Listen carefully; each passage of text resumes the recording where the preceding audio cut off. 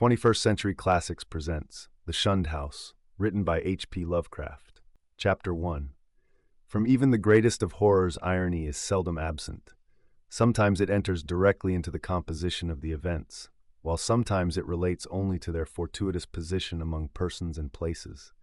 The latter sort is splendidly exemplified by a case in the ancient city of Providence, where in the late 40s Edgar Allan Poe used to sojourn, often during his unsuccessful wooing of the gifted poetess, Mrs. Whitman.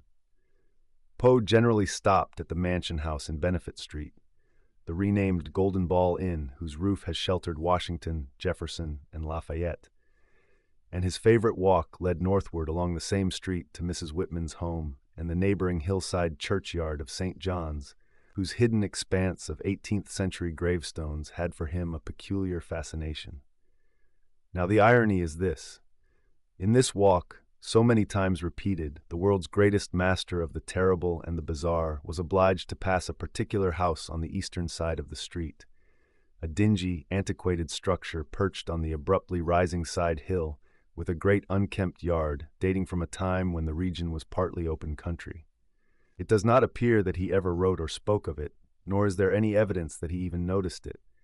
And yet that house, to the two persons in possession of certain information, equals or outranks in horror the wildest fantasy of the genius who so often passed it unknowingly, and stands starkly leering as a symbol of all that is unutterably hideous.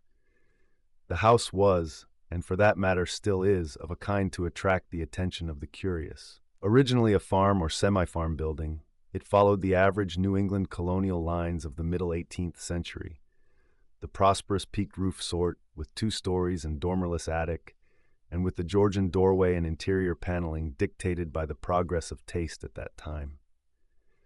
It faced south, with one gable end buried to the lower windows in the eastward rising hill, and the other exposed to the foundations toward the street.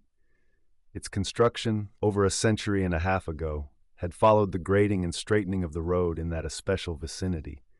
For Benefit Street, at first called Back Street, was laid out as a lane winding amongst the graveyards of the first settlers, and straightened only when the removal of the bodies to the north burial ground made it decently possible to cut through the old family plots. At the start, the western wall had lain some 20 feet up a precipitous lawn from the roadway, but a widening of the street at about the time of the Revolution sheared off most of the intervening space, exposing the foundations so that a brick basement wall had to be made, giving the deep cellar a street frontage with door and one window above ground, close to the new line of public travel.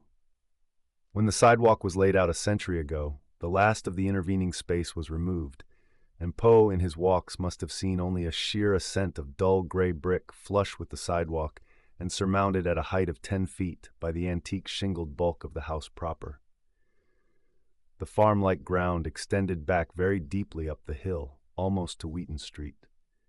The space south of the house, abutting on Benefit Street, was of course greatly above the existing sidewalk level, forming a terrace bounded by a high bank wall of damp, mossy stone, pierced by a steep flight of narrow steps which led inward between canyon-like surfaces to the upper region of mangy lawn, roomy brick walks, and neglected gardens whose dismantled cement urns, rusted kettles, fallen from tripods of knotty sticks, and similar paraphernalia set off the weather-beaten front door with its broken fanlight, rotting ionic pilasters, and wormy triangular pediment. What I heard in my youth about the Shunned House was merely that people died there in alarmingly great numbers. That, I was told, was why the original owners had moved out some 20 years after building the place. It was plainly unhealthy, perhaps because of the dampness and fungus growths in the cellar, the general sickish smell, the drafts of the hallways, or the quality of the well and pump water. These things were bad enough, and these were all that gained belief among the persons whom I knew. Only the notebooks of my antiquarian uncle, Dr. Elihu Whipple, revealed to me at length the darker, vaguer surmises which formed an undercurrent of folklore among old-time servants and humble folk, surmises which never traveled far, and which were largely forgotten when Providence grew to be a metropolis with a shifting modern population. The general fact is that the house was never regarded by the solid part of the community as in any real sense haunted. There were no widespread tales of rattling chains, cold currents of air, extinguished lights, or faces at the window. Extremists sometimes said the house was unlucky, but that is as far as even they went. What was really beyond dispute is that a frightful proportion of persons died there, or more accurately, had died there, since, after some peculiar happenings over 60 years ago, the building had become deserted through the sheer impossibility of renting it. These persons were not all cut off suddenly by any one cause. Rather did it seem that their vitality was insidiously sapped, so that each one died the sooner from whatever tendency to weakness he may have naturally had. And those who did not die displayed in varying degree a type of anemia or consumption, and sometimes a decline of the mental faculties, which spoke ill for the salubriousness of the building. Neighboring houses, it must be added, seemed entirely free from the noxious quality. This much I knew before my insistent questioning led my uncle to show me the notes which finally embarked us both on our hideous investigation. In my childhood, the Shunned House was vacant, with barren, gnarled, and terrible old trees, long, queerly pale grass, and nightmarishly misshapen weeds in the high terraced yard where birds never lingered. We boys used to overrun the place, and I can still recall my youthful terror not only at the morbid strangeness of this sinister vegetation, but at the eldritch atmosphere and odor of the dilapidated house, whose unlocked front door was often entered in quest of shutters.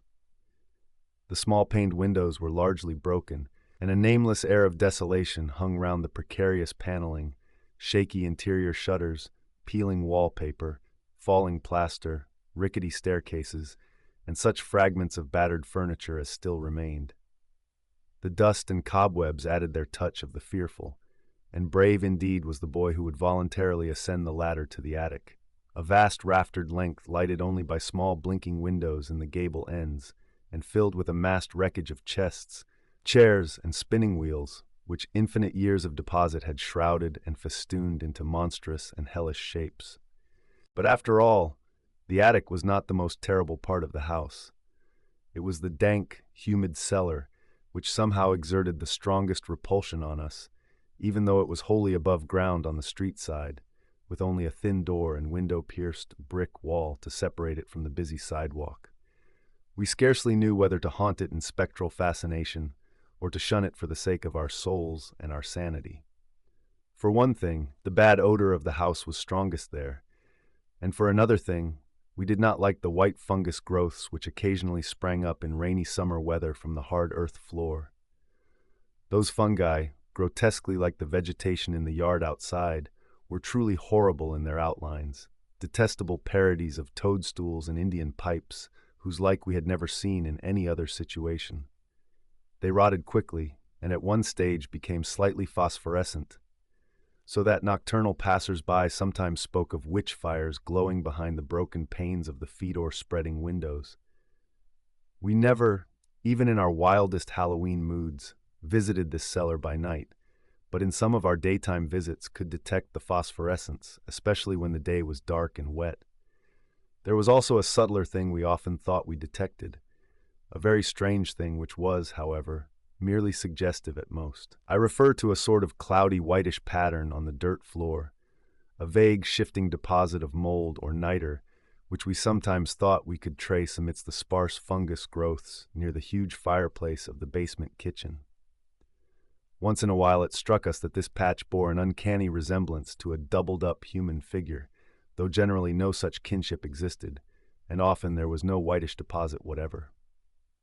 On a certain rainy afternoon when this illusion seemed phenomenally strong, and when, in addition, I had fancied I glimpsed a kind of thin, yellowish, shimmering exhalation rising from the nitrous pattern toward the yawning fireplace, I spoke to my uncle about the matter. He smiled at this odd conceit, but it seemed that his smile was tinged with reminiscence. Later I heard that a similar notion entered into some of the wild ancient tales of the common folk, a notion likewise alluding to ghoulish, wolfish shapes taken by smoke from the great chimney, and queer contours assumed by certain of the sinuous tree roots that thrust their way into the cellar through the loose foundation stones. Chapter 2. Not till my adult years did my uncle set before me, the notes and data which he had collected concerning the Shunned House. Dr. Whipple was a sane, conservative physician of the old school, and for all his interest in the place was not eager to encourage young thoughts toward the abnormal. His own view, postulating simply a building and location of markedly unsanitary qualities, had nothing to do with abnormality, but he realized that the very picturesqueness which aroused his own interest would in a boy's fanciful mind take on all manner of gruesome imaginative associations. The doctor was a bachelor, a white-haired, clean-shaven, old-fashioned gentleman, and a local historian of note, who had often broken a lance with such controversial guardians of tradition as Sidney S. Ryder and Thomas W. Bicknell. He lived with one manservant in a Georgian homestead with knocker and iron-railed steps, balanced eerily on the steep ascent of North Court Street, beside the ancient brick court and colony house where his grandfather, a cousin of that celebrated privateersman, Captain Whipple, who burnt His Majesty's armed schooner Gaspee in 1772, had voted in the legislature on May 4, 1776, for the independence of the Rhode Island colony. Around him in the damp, low-ceiled library, with the musty white paneling, heavy carved overmantel and small-paned, vine-shaded windows, were the relics and records of his ancient family, among which were many dubious allusions to the Shunned House in Benefit Street. That pest spot lies not far distant, for Benefit runs ledgewise just above the courthouse along the precipitous hill up which the first settlement climbed. When, in the end, my insistent pestering and maturing years evoked from my uncle the hoarded lore I sought, there lay before me a strange enough chronicle. Long-winded, statistical, and drearily genealogical as some of the matter was, there ran through it a continuous thread of brooding, tenacious horror, and preternatural malevolence, which impressed me even more than it had impressed the good doctor. Separate events fitted together uncannily, and seemingly irrelevant details held minds of hideous possibilities. A new and burning curiosity grew in me, compared to which my boyish curiosity was feeble and inchoate. The first revelation led to an exhaustive research, and finally to that shuddering quest which proved so disastrous to myself and mine. For at the last my uncle insisted on joining the search I had commenced, and after a certain night in that house he did not come away with me. I am lonely without that gentle soul whose long years were filled only with honor, virtue, good taste, benevolence, and learning. I have reared a marble urn to his memory in St. John's churchyard, the place that Poe loved, the hidden grove of giant willows on the hill, where tombs and headstones huddle quietly between the hoary bulk of the church and the houses and bank walls of Benefit Street. The history of the house, opening amidst a maze of dates, revealed no trace of the sinister either about its construction or about the prosperous and honorable family who built it. Yet from the first, a taint of calamity, soon increased to boding significance, was apparent. My uncle's carefully compiled record began with the building of the structure in 1763, and followed the theme with an unusual amount of detail. The Shunned House, it seems, was first inhabited by William Harris and his wife Roby Dexter, with their children, Elkanah, born in 1755, Abigail, born in 1757, William Jr., born in 1759, and Ruth, born in 1761. Harris was a substantial merchant and seaman in the West India trade, connected with the firm of Obadiah Brown and his nephews. After Brown's death in 1761, the new firm of Nicholas Brown and Company made him master of the brig Prudence, Providence built, of 120 tons, thus enabling him to erect the new homestead he had desired ever since his marriage. The site he had chosen, a recently straightened part of the new and fashionable back street, which ran along the side of the hill above crowded Cheapside, was all that could be wished, and the building did justice to the location. It was the best that moderate means could afford, and Harris hastened to move in before the birth of a fifth child which the family expected. That child, a boy, came in December, but was still born, nor was any child to be born alive in that house for a century and a half. The next April, sickness occurred among the children, and Abigail and Ruth died before the month was over. Dr. Job Ives diagnosed the trouble as some infantile fever, though others declared it was more of a mere wasting away or decline. It seemed, in any event, to be contagious, for Hannah Bowen, one of the two servants, died of it in the following June. Eli Lydiason, the other servant, constantly complained of weakness and would have returned to his father's farm in Rehoboth but for a sudden attachment for Mehitabel Pierce, who was hired to succeed Hannah. He died the next year, a sad year indeed, since it marked the death of William Harris himself, enfeebled as he was by the climate of Martinique, where his occupation had kept him for considerable periods during the preceding decade. The widowed Roby Harris never recovered from the shock of her husband's death, and the passing of her firstborn Elkanah 2 years later was the final blow to her reason. In 1768, she fell victim to a mild form of insanity, and was thereafter confined to the upper part of the house, her elder maiden sister, Mercy Dexter, having moved in to take charge of the family. Mercy was a plain, raw-boned woman of great strength, but her health visibly declined from the time of her advent. She was greatly devoted to her unfortunate sister, and had an especial affection for her only surviving nephew, William, who from a sturdy infant had become a sickly, spindling lad. In this year the servant Mehitabel died, and the other servant, Preserved Smith, left without coherent explanation, or at least with only some wild tales and a complaint that he disliked the smell of the place. For a time, Mercy could secure no more help, since the 7 deaths in case of madness, all occurring within 5 years' space, had begun to set in motion the body of fireside rumor which later became so bizarre.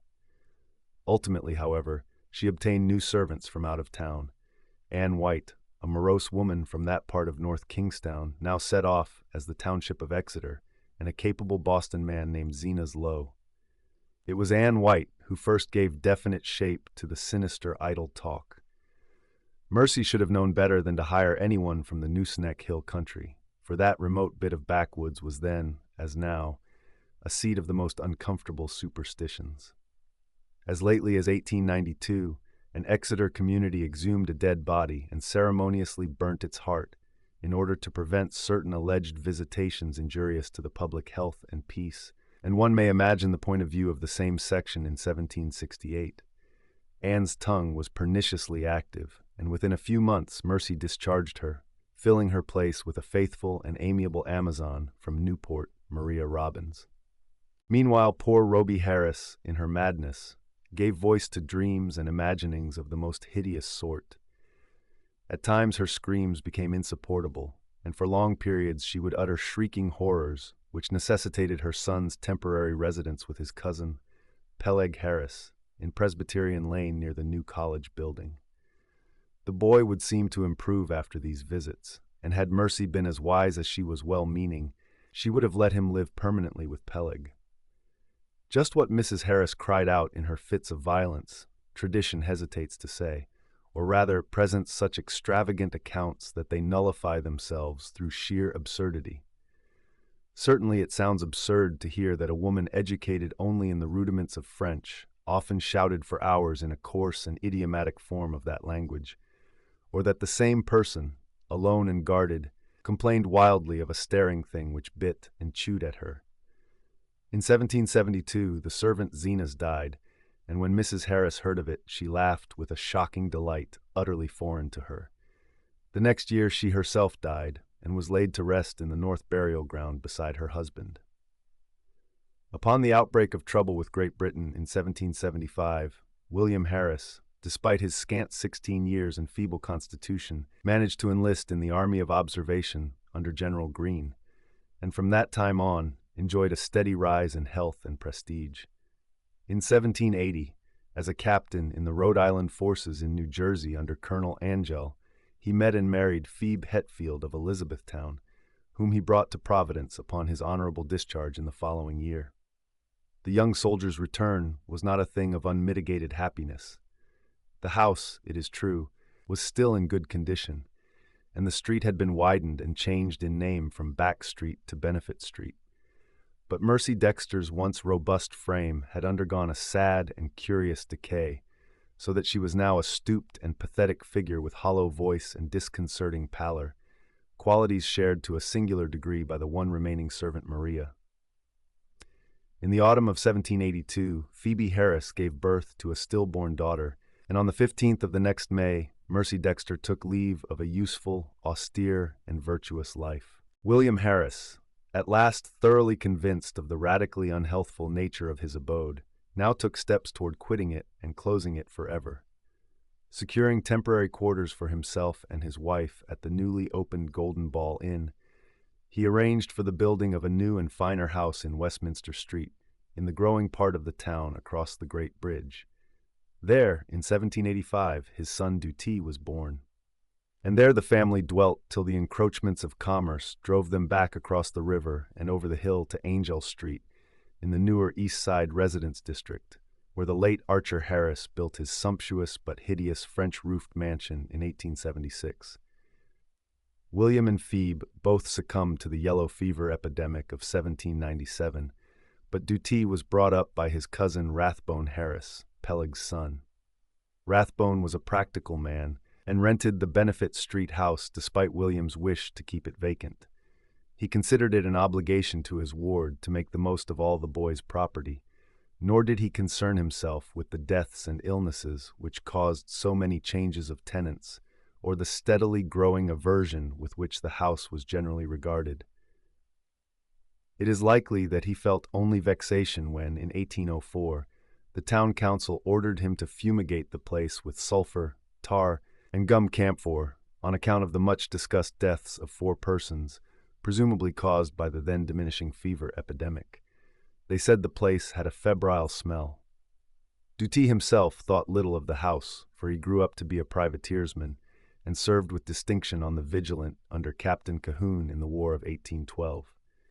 He returned unharmed, married in 1814, and became a father on that memorable night of September 23rd, 1815, when a great gale drove the waters of the bay over half the town and floated a tall sloop well up Westminster Street, so that its masts almost tapped the Harris windows in symbolic affirmation that the new boy, Welcome, was a seaman's son.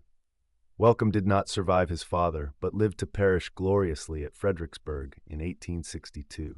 Neither he nor his son Archer knew of the Shunned House as other than a nuisance almost impossible to rent, perhaps on account of the mustiness and sickly odor of unkempt old age. Indeed, it never was rented after a series of deaths culminating in 1861, which the excitement of the war tended to throw into obscurity. Carrington Harris, last of the male line, knew it only as a deserted and somewhat picturesque center of legend until I told him my experience. He had meant to tear it down and build an apartment house on the site, but after my account decided to let it stand, install plumbing, and rent it.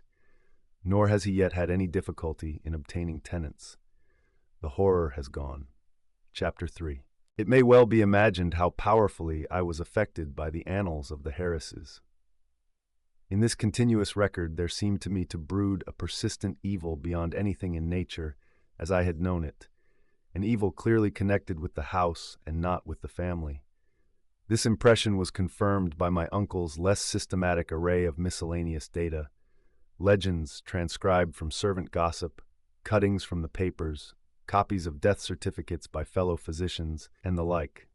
All of this material I cannot hope to give, for my uncle was a tireless antiquarian and very deeply interested in the Shunned House, but I may refer to several dominant points which earn notice by their recurrence through many reports from diverse sources. For example, the servant gossip was practically unanimous in attributing to the fungus and malodorous cellar of the house a vast supremacy in evil influence. There had been servants, Anne White especially, who would not use the cellar kitchen, and at least 3 well-defined legends bore upon the queer quasi-human or diabolic outlines assumed by tree roots and patches of mold in that region. These latter narratives interested me profoundly, on account of what I had seen in my boyhood, but I felt that most of the significance had in each case been largely obscured by additions from the common stock of local ghost lore. Anne White, with her Exeter superstition, had promulgated the most extravagant and at the same time most consistent tale, alleging that there must lie buried beneath the house one of those vampires, the dead who retain their bodily form and live on the blood or breath of the living, whose hideous legions send their preying shapes or spirits abroad by night. To destroy a vampire one must, the grandmothers say, exhume it and burn its heart, or at least drive a stake through that organ, and Anne's dogged insistence on a search under the cellar had been prominent in bringing about her discharge. Her tales, however, commanded a wide audience, and were the more readily accepted because the house indeed stood on land once used for burial purposes. To me, their interest depended less on this circumstance than on the peculiarly appropriate way in which they dovetailed with certain other things. The complaint of the departing servant, Preserved Smith, who had preceded Anne and never heard of her, that something sucked his breath at night. The death certificates of the fever victims of 1804, issued by Dr. Chad Hopkins, and showing the 4 deceased persons all unaccountably lacking in blood, and the obscure passages of poor Roby Harris's ravings, where she complained of the sharp teeth of a glassy-eyed, half-visible presence. Free from unwarranted superstition though I am, these things produced in me an odd sensation, which was intensified by a pair of widely separated newspaper cuttings relating to deaths in the Shunned House, one from the Providence Gazette and Country Journal of April 12, 1815, and the other from the Daily Transcript and Chronicle of October 27, 1845, each of which detailed an appallingly grisly circumstance whose duplication was remarkable. It seems that in both instances the dying person, in 1815 a gentle old lady named Stafford, and in 1845 a schoolteacher of middle age named Eleazar Durfee, became transfigured in a horrible way, glaring glassily and attempting to bite the throat of the attending physician. Even more puzzling, though, was the final case which put an end to the renting of the house, a series of anemia deaths preceded by progressive madnesses, wherein the patient would craftily attempt the lives of his relatives by incisions in the neck or wrist. This was in 1860 and 1861, when my uncle had just begun his medical practice, and before leaving for the front he heard much of it from his elder professional colleagues. The really inexplicable thing was the way in which the victims, ignorant people, for the ill-smelling and widely shunned house could now be rented to no others, would babble maledictions in French, a language they could not possibly have studied to any extent. It made one think of poor Roby Harris, nearly a century before, and so moved my uncle that he commenced collecting historical data on the house after listening, sometime subsequent to his return from the war, to the first-hand account of Doctors Chase and Whitmarsh. Indeed, I could see that my uncle had thought deeply on the subject, and that he was glad of my own interest, an open-minded and sympathetic interest, which enabled him to discuss with me matters at which others would merely have laughed. His fancy had not gone so far as mine, but he felt that the place was rare in its imaginative potentialities, and worthy of note as an inspiration in the field of the grotesque and macabre. For my part, I was disposed to take the whole subject with profound seriousness, and began at once not only to review the evidence, but to accumulate as much more as I could. I talked with the elderly Archer Harris, then owner of the house, many times before his death in 1916, and obtained from him and his still surviving maiden sister Alice an authentic corroboration of all the family data my uncle had collected. When, however, I asked them what connection with France or its language the house could have, they confessed themselves as frankly baffled and ignorant as I. Archer knew nothing, and all that Miss Harris could say was that an old allusion her grandfather, Duty Harris, had heard of might have shed a little light. The old seaman, who had survived his son Welcome's death in battle by 2 years, had not himself known the legend, but recalled that his earliest nurse, the ancient Maria Robbins, seemed darkly aware of something that might have lent a weird significance to the French raving of Roby Harris, which she had so often heard during the last days of that hapless woman. Maria had been at the Shunned House from 1769 till the removal of the family in 1783, and had seen Mercy Dexter die. Once she hinted to the child Duty of a somewhat peculiar circumstance in Mercy's last moments, but he had soon forgotten all about it, save that it was something peculiar. The granddaughter, moreover, recalled even this much with difficulty. She and her brother were not so much interested in the house as was Archer's son Carrington, the present owner, with whom I talked after my experience. Having exhausted the Harris family of all the information it could furnish, I turned my attention to early town records and deeds, with a zeal more penetrating than that which my uncle had occasionally shown in the same work. What I wished was a comprehensive history of the site from its very settlement in 1636, or even before, if any Narragansett Indian legend could be unearthed to supply the data. I found, at the start, that the land had been part of the long strip of home lot granted originally to John Throckmorton, one of many similar strips beginning at the town street beside the river and extending up over the hill to a line roughly corresponding with the modern Hope Street. The Throckmorton lot had later, of course, been much subdivided, and I became very assiduous in tracing that section through which Back or Benefit Street was later run. It had, as rumor indeed said, been the Throckmorton graveyard, but as I examined the records more carefully, I found that the graves had all been transferred at an early date to the North Burial Ground on the Pawtucket West Road. Then suddenly I came, by a rare piece of chance, since it was not in the main body of records and might easily have been missed, upon something which aroused my keenest eagerness, fitting in as it did with several of the queerest phases of the affair. It was the record of a lease, in 1697, of a small tract of ground to an Etienne Roulet and wife. At last the French element had appeared, that and another deeper element of horror, which the name conjured up from the darkest recesses of my weird and heterogeneous reading, and I feverishly studied the platting of the locality as it had been before the cutting through and partial straightening of Back Street between 1747 and 1758. I found what I had half expected, that where the Shunned House now stood, the Roulets had laid out their graveyard behind a one-story and attic cottage, and that no record of any transfer of graves existed.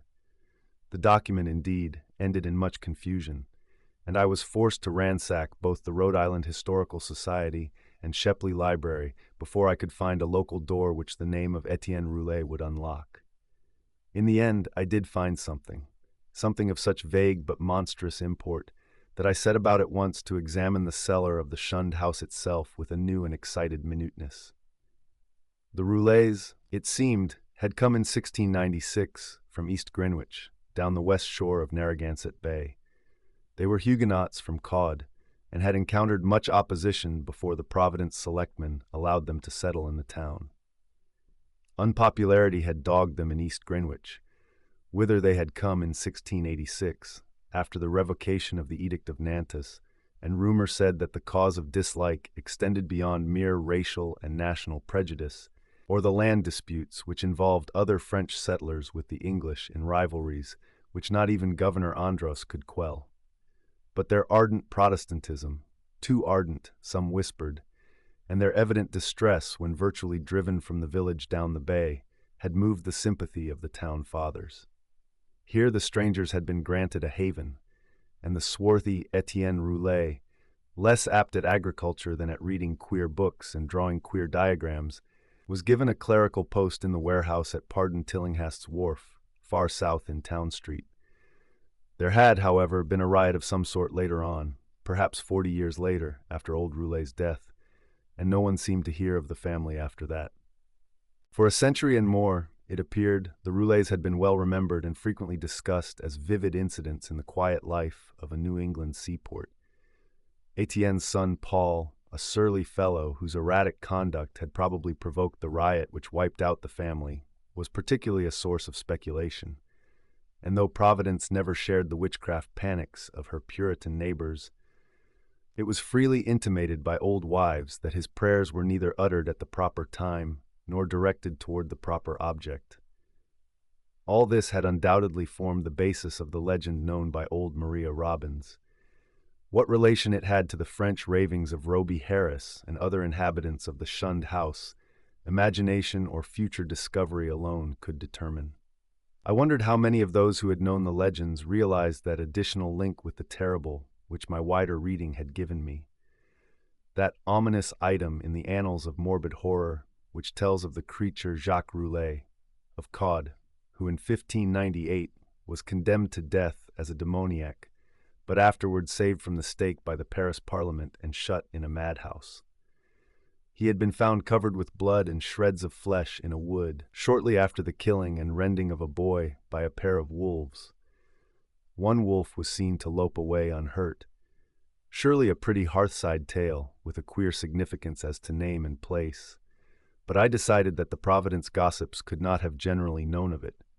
Had they known, the coincidence of names would have brought some drastic and frightened action. Indeed, might not its limited whispering have precipitated the final riot which erased the Roulets from the town? I now visited the accursed place with increased frequency, studying the unwholesome vegetation of the garden, examining all the walls of the building, and poring over every inch of the earthen cellar floor.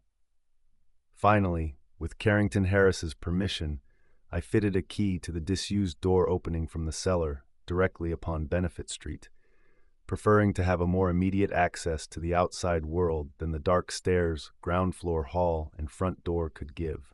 There, where morbidity lurked most thickly, I searched and poked during long afternoons when the sunlight filtered in through the cobwebbed above-ground windows, and a sense of security glowed from the unlocked door which placed me only a few feet from the placid sidewalk outside.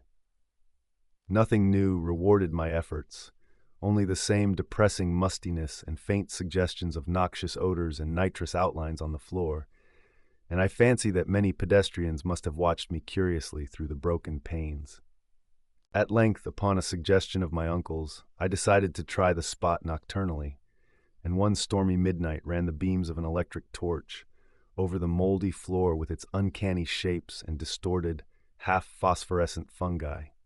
The place had dispirited me curiously that evening, and I was almost prepared when I saw, or thought I saw, amidst the whitish a particularly sharp definition of the huddled form I had suspected from boyhood.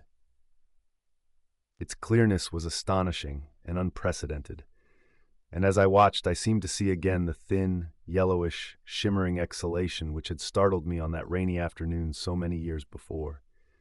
Above the anthropomorphic patch of mold by the fireplace it rose, a subtle, sickish, almost luminous vapor, which as it hung trembling in the dampness seemed to develop vague and shocking suggestions of form, gradually trailing off into nebulous decay and passing up into the blackness of the great chimney with a fetor in its wake. It was truly horrible, and the more so to me because of what I knew of the spot. Refusing to flee, I watched it fade, and as I watched, I felt that it was in turn watching me greedily with eyes more imaginable than visible. When I told my uncle about it, he was greatly aroused, and after a tense hour of reflection, arrived at a definite and drastic decision. Weighing in his mind the importance of the matter and the significance of our relation to it, he insisted that we both test, and if possible destroy, the horror of the house by a joint night or nights of aggressive vigil in that musty and fungus-cursed cellar. Chapter 4. On Wednesday, June 25, 1919, after a proper notification of Carrington Harris, which did not include surmises as to what we expected to find, my uncle and I conveyed to the Shunned House 2 camp chairs and a folding camp cot, together with some scientific mechanism of greater weight and intricacy. These we placed in the cellar during the day, screening the windows with paper and planning to return in the evening for our first vigil. We had locked the door from the cellar to the ground floor, and having a key to the outside cellar door, were prepared to leave our expensive and delicate apparatus, which we had obtained secretly and at great cost, as many days as our vigils might be protracted. It was our design to sit up together till very late, and then watch singly till dawn in 2-hour stretches, myself first and then my companion, the inactive member resting on the cot. The natural leadership with which my uncle procured the instruments from the laboratories of Brown University and the Cranston Street Armory, and instinctively assumed direction of our venture, was a marvelous commentary on the potential vitality and resilience of a man of 81. Elihu Whipple had lived according to the hygienic laws he had preached as a physician, and but for what happened later, would be here in full vigor today. Only 2 persons suspected what did happen, Carrington Harris and myself. I had to tell Harris because he owned the house and deserved to know what had gone out of it. Then, too, we had spoken to him in advance of our quest, and I felt after my uncle's going that he would understand and assist me in some vitally necessary public explanations. He turned very pale, but agreed to help me, and decided that it would now be safe to rent the house. To declare that we were not nervous on that rainy night of watching would be an exaggeration both gross and ridiculous. We were not, as I have said, in any sense childishly superstitious, but scientific study and reflection had taught us that the known universe of 3 dimensions embraces the merest fraction of the whole cosmos of substance and energy. In this case, an overwhelming preponderance of evidence from numerous authentic sources pointed to the tenacious existence of certain forces of great power, and so far as the human point of view is concerned, exceptional malignancy. To say that we actually believed in vampires or werewolves would be a carelessly inclusive statement. Rather must it be said that we were not prepared to deny the possibility of certain unfamiliar and unclassified modifications of vital force and attenuated matter, existing very infrequently in 3-dimensional space because of its more intimate connection with other spatial units, yet close enough to the boundary of our own to furnish us occasional manifestations which we, for lack of a proper vantage point, may never hope to understand. In short, it seemed to my uncle and me that an incontrovertible array of facts pointed to some lingering influence in the Shunned House, traceable to one or another of the ill-favored French settlers of 2 centuries before, and still operative through rare and unknown laws of atomic and electronic motion. That the family of Roulet had possessed an abnormal affinity for outer circles of entity, dark spheres which for normal folk hold only repulsion and terror, their recorded history seemed to prove. Had not, then, the riots of those bygone 1730s set moving certain kinetic patterns in the morbid brain of one or more of them, notably the sinister Paul Roulet, which obscurely survived the bodies murdered and buried by the mob, and continued to function in some multiple dimension space along the original lines of force determined by a frantic hatred of the encroaching community. Such a thing was surely not a physical or biochemical impossibility in the light of a newer science which includes the theories of relativity and intraatomic action. One might easily imagine an alien nucleus of substance or energy, formless or otherwise, kept alive by imperceptible or immaterial subtractions from the life force or bodily tissue and fluids of other and more palpably living things, into which it penetrates and with whose fabric it sometimes completely merges itself. It might be actively hostile, or it might be dictated merely by blind motives of self-preservation. In any case, such a monster must of necessity be in our scheme of things an anomaly and an intruder, whose extirpation forms a primary duty with every man not an enemy to the world's life, health, and sanity. What baffled us was our utter ignorance of the aspect in which we might encounter the thing. No sane person had ever seen it, and few had ever felt it definitely. It might be pure energy, a form ethereal and outside the realm of substance, or it might be partly material, some unknown and equivocal mass of plasticity, capable of changing at will to nebulous approximations of the solid, liquid, gaseous, or tenuously unparticled states. The anthropomorphic patch of mold on the floor, the form of the yellowish vapor, and the curvature of the tree roots in some of the old tales all argued at least a remote and reminiscent connection with the human shape. But how representative or permanent that similarity might be, none could say with any kind of certainty. We had devised 2 weapons to fight it, a large and specially fitted Crookes tube, operated by powerful storage batteries, and provided with peculiar screens and reflectors, in case it proved intangible and opposable only by vigorously destructive ether radiations, and a pair of military flamethrowers of the sort used in the World War, in case it proved partly material and susceptible of mechanical destruction. For like the superstitious Exeter rustics, we were prepared to burn the thing's heart out if heart existed to burn. All this aggressive mechanism we set in the cellar, in positions carefully arranged with reference to the cot and chairs, and to the spot before the fireplace where the mold had taken strange shapes. That suggestive patch, by the way, was only faintly visible when we placed our furniture and instruments, and when we returned that evening for the actual vigil. For a moment, I half doubted that I had ever seen it in the more definitely limbed form. But then I thought of the legends. Our cellar vigil began at 10 p.m., daylight saving time, and as it continued, we found no promise of pertinent developments. A weak, filtered glow from the rain-harassed street lamps outside, and a feeble phosphorescence from the detestable fungi within showed the dripping stone of the walls, from which all traces of whitewash had vanished, the dank, fetid, and mildew-tainted hard earth floor with its obscene fungi, the rotting remains of what had been stools, chairs, and tables and other more shapeless furniture, the heavy planks and massive beams of the ground floor overhead, the decrepit plank door leading to bins and chambers beneath other parts of the house, the crumbling stone staircase with ruined wooden handrail, and the crude and cavernous fireplace of blackened brick, where rusted iron fragments revealed the past presence of hooks, andirons, spit, crit, crane, and a door to the Dutch oven. These things, and our austere cot and camp chairs, and the heavy and intricate destructive machinery we had brought. We had, as in my own former explorations, left the door to the street unlocked, so that a direct and practical path of escape might lie open in case of manifestations beyond our power to deal with. It was our idea that our continued nocturnal presence would call forth whatever malign entity lurked there, and that being prepared, we could dispose of the thing with one or the other of our provided means as soon as we had recognized and observed it sufficiently. How long it might require to evoke and extinguish the thing, we had no notion. It occurred to us, too, that our venture was far from safe, for in what strength the thing might appear no one could tell.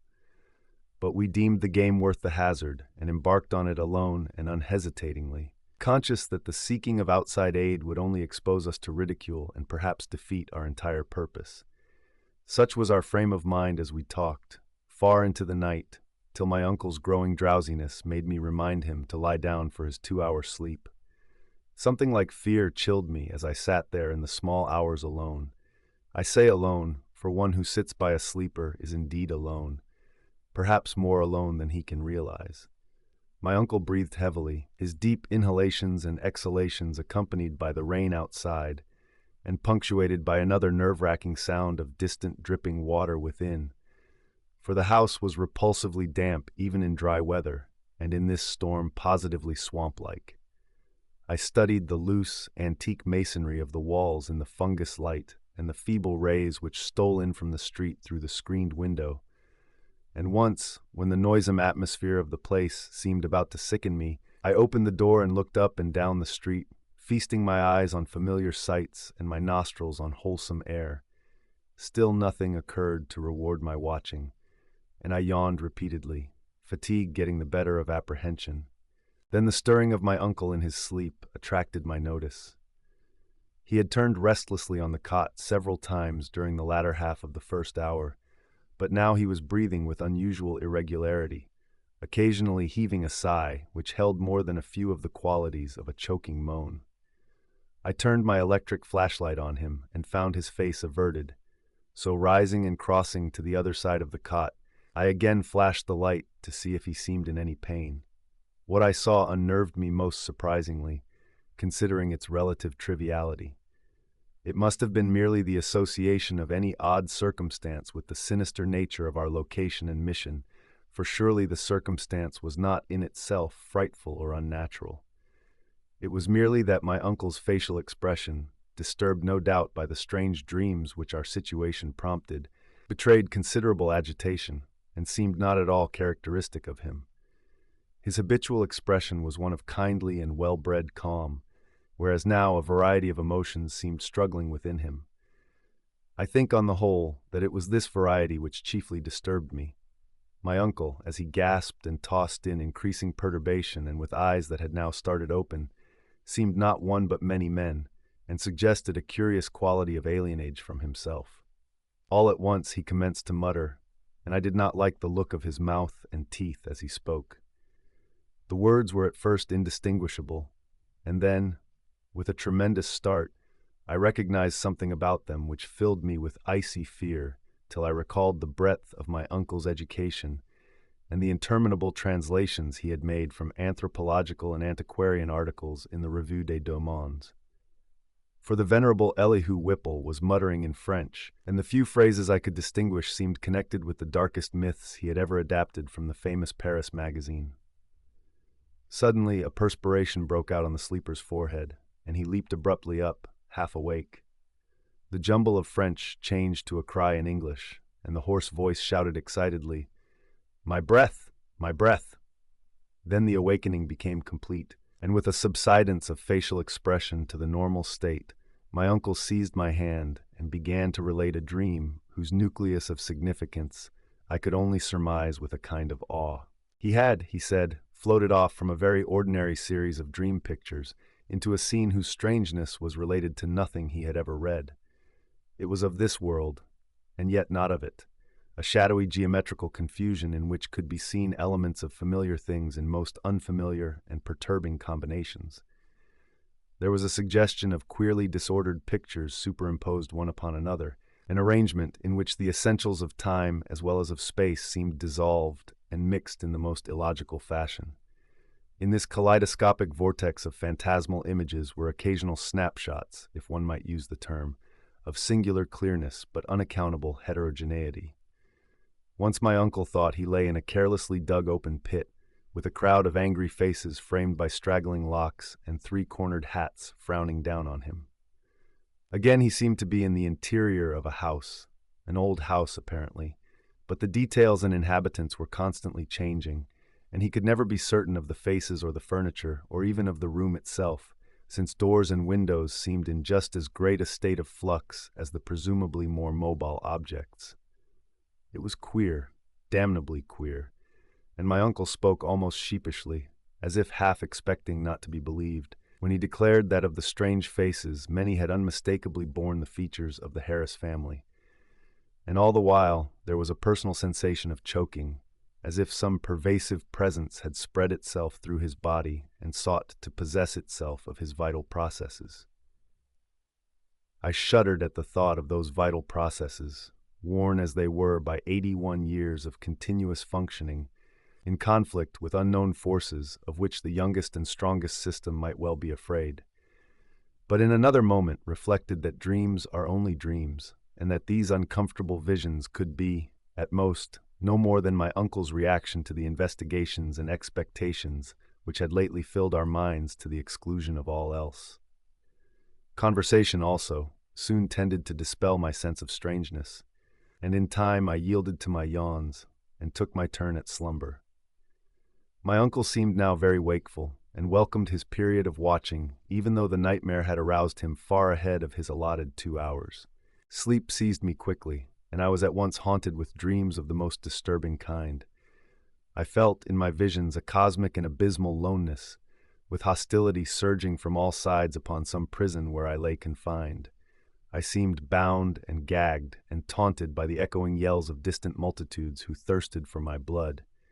My uncle's face came to me with less pleasant association than in waking hours, and I recall many futile struggles and attempts to scream.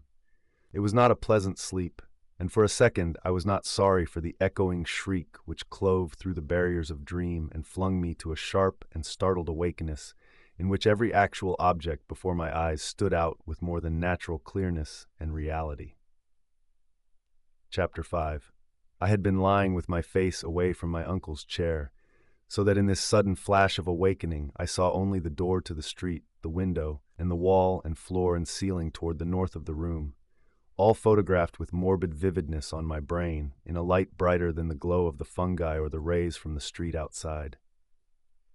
It was not a strong, or even a fairly strong light, certainly not nearly strong enough to read an average book by, but it cast a shadow of myself and the cot on the floor, and had a yellowish, penetrating force that hinted at things more potent than luminosity.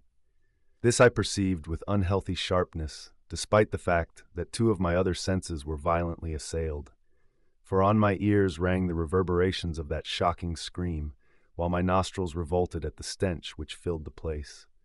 My mind, as alert as my senses, recognized the gravely unusual, and almost automatically I leaped up and turned about to grasp the destructive instruments which we had left trained on the moldy spot before the fireplace. As I turned, I dreaded what I was to see, for the scream had been in my uncle's voice, and I knew not against what menace I should have to defend him and myself. Yet after all, the sight was worse than I had dreaded. There are horrors beyond horrors, and this was one of those nuclei of all dreamable hideousness which the cosmos saves to blast an accursed and unhappy few.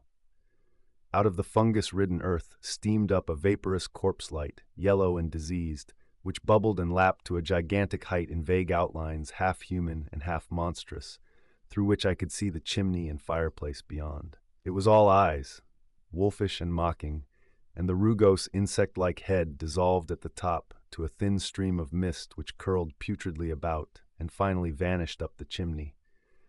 I say that I saw this thing, but it is only in conscious retrospection that I ever definitely traced its damnable approach to form. At the time, it was to me only a seething, dimly phosphorescent cloud of fungus loathsomeness, enveloping and dissolving to an abhorrent plasticity the one object on which all my attention was focused. That object was my uncle, the venerable Elihu Whipple, who with blackening and decaying features leered and gibbered at me, and reached out dripping claws to rend me in the fury which this horror had brought. It was a sense of routine which kept me from going mad.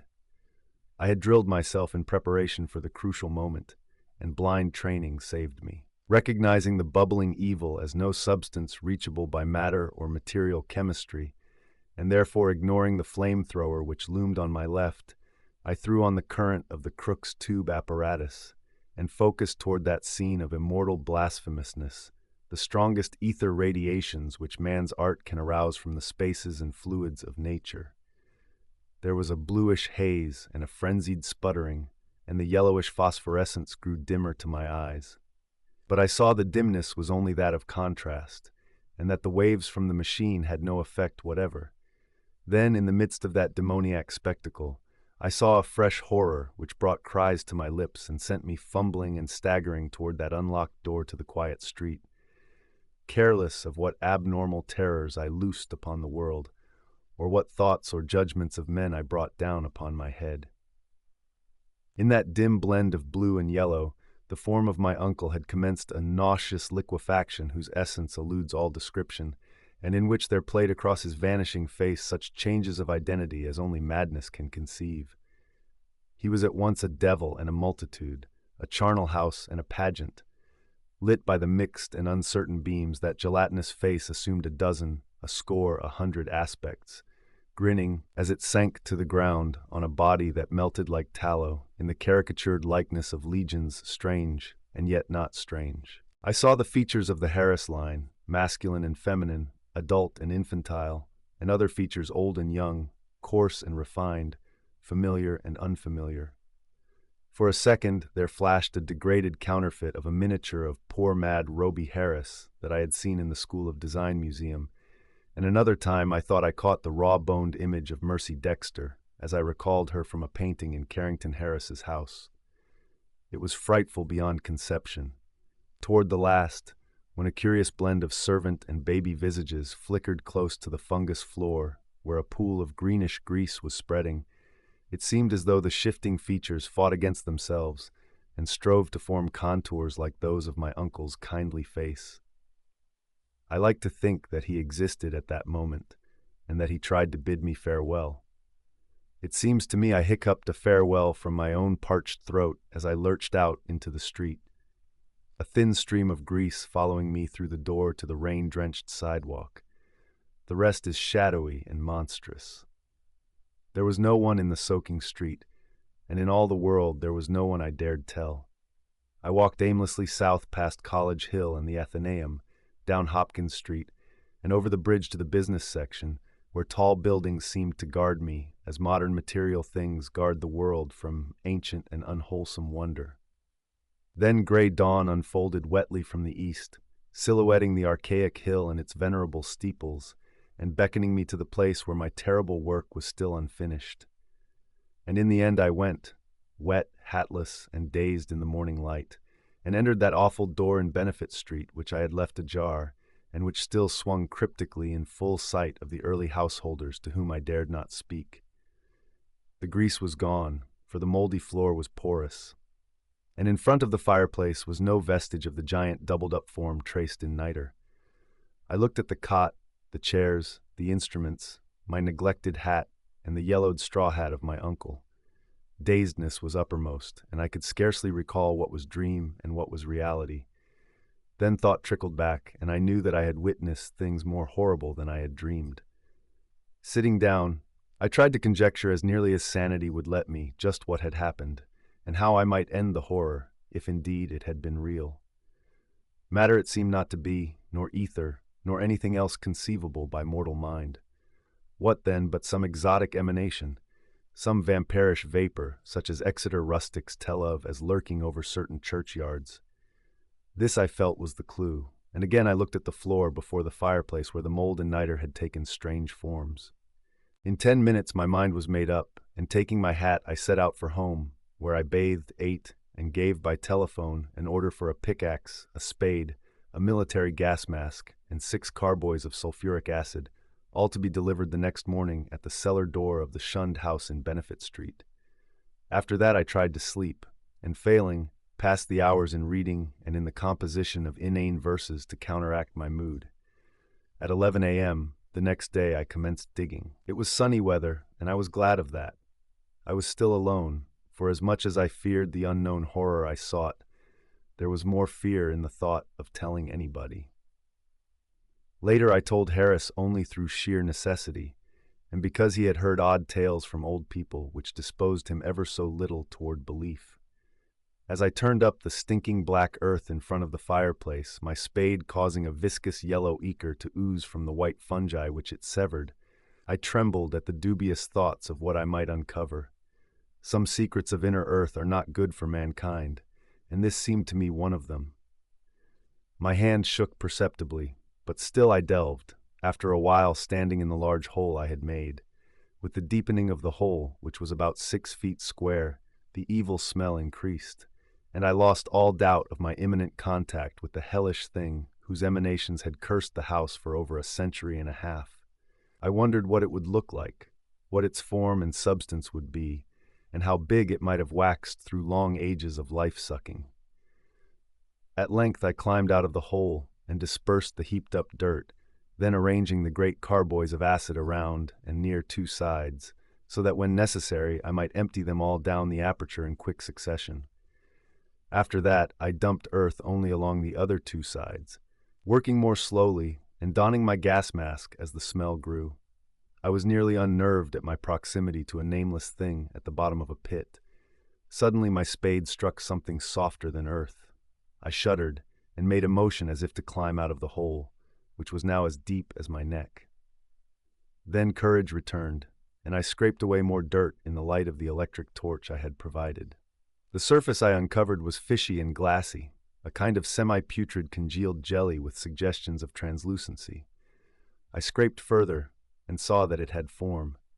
There was a rift where a part of the substance was folded over. The exposed area was huge and roughly cylindrical, like a mammoth soft blue-white stovepipe doubled in 2, its largest part some 2 feet in diameter. Still more I scraped, and then abruptly I leaped out of the hole and away from the filthy thing. Frantically unstopping and tilting the heavy carboys and precipitating their corrosive contents one after another down that charnel gulf and upon the unthinkable abnormality whose Titan elbow I had seen. The blinding maelstrom of greenish-yellow vapor which surged tempestuously up from that hole as the floods of acid descended will never leave my memory. All along the hill people tell of the yellow day, when virulent and horrible fumes arose from the factory waste dumped in the Providence River, but I know how mistaken they are as to the source. They tell, too, of the hideous roar which at the same time came from some disordered water pipe or gas main underground, but again I could correct them if I dared. It was unspeakably shocking, and I do not see how I lived through it. I did faint after emptying the 4th carboy, which I had to handle after the fumes had begun to penetrate my mask. But when I recovered, I saw that the hole was emitting no fresh vapors. The 2 remaining carboys I emptied down without particular result, and after a time I felt it safe to shovel the earth back into the pit. It was twilight before I was done, but fear had gone out of the place. The dampness was less fetid, and all the strange fungi had withered to a kind of harmless grayish powder which blew ash-like along the floor. One of earth's nethermost terrors had perished forever, and if there be a hell, it had received at last the demon soul of an unhallowed thing. And as I patted down the last spadeful of mold, I shed the first of the many tears with which I have paid unaffected tribute to my beloved uncle's memory. The next spring, no more pale grass and strange weeds came up in the Shunned House's terraced garden, and shortly afterward, Carrington Harris rented the place. It is still spectral, but its strangeness fascinates me, and I shall find mixed with my relief a queer regret when it is torn down to make way for a tawdry shop or vulgar apartment building. The barren old trees in the yard have begun to bear small, sweet apples, and last year the birds nested in their gnarled boughs. Thanks for watching. If you like this recording, please like the video and comment below what book you want to hear next. Also, be sure to subscribe so you don't miss out on any of our upcoming audiobooks.